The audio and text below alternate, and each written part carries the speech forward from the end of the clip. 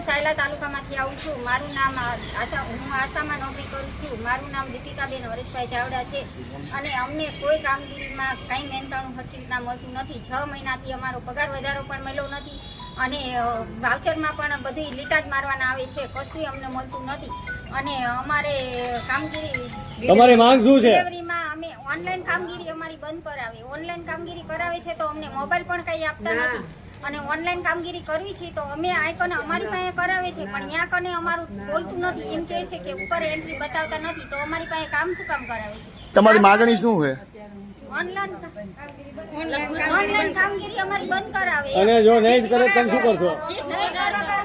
Fix પગાર કરી દો. અમારે આમાં 2000 પગારમાં અમારે ઘરનું પૂરું પડતું નથી, છોકરાઓની નિશાળની ફીનું થતું નથી. તો પછી અમારી પાસે આટલું બધું કામ 2000 માં કરાવે છે શું કામ? અમને એક દિવસ પણ પોરો હોતો નથી.